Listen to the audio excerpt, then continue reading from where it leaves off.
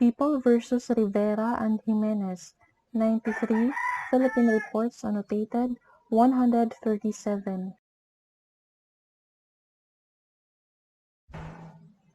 The following are the elements of rape under paragraph 1 of Article 266-A.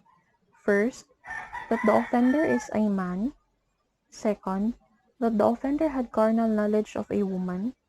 Third, that such act is accomplished under any of the following circumstances: by using force or intimidation, or when the woman is deprived of reason or otherwise unconscious, or by means of fraudulent machination or grave abuse of authority, or when the woman is under 12 years of age or demented.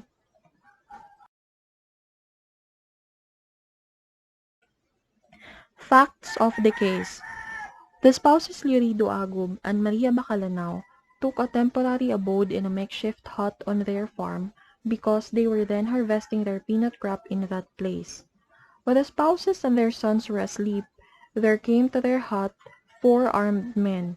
One of them, Pedro Jimenez, had a revolver or pistol, another, Alberto Rivera, a rifle, and the other 2, a bayonet each. Jimenez and Rivera entered the hut, and after spotting Lurido Agub and his eldest son, they seized them and brought them outside, and then they bound and maltreated them and tied them a short distance from the hut. Rivera immediately went to where Maria Bacalanao was and dragged her out of the hut and searched her, and by force took her purse. Thereafter, he threw her to the ground, and overcoming all the resistance she could offer, had carnal knowledge of her against her will. Barely had Maria disengaged herself from Rivera when she was raped in succession, first by Jimenez and then by one of the masked men. The issue in this case is what crime is committed. The ruling.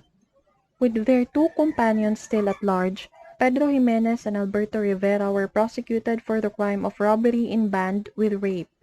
There can be no doubt as to the perpetration of the crime charges, for it is clearly established by the combined testimony of the aggrieved spouses and their son. And beyond question too is appellant's participation therein, for they were positively identified by the offended parties. Appellant's weak alibi cannot be allowed to prevail over the testimony of the offended parties, who positively identified them as 2 of the malefactors.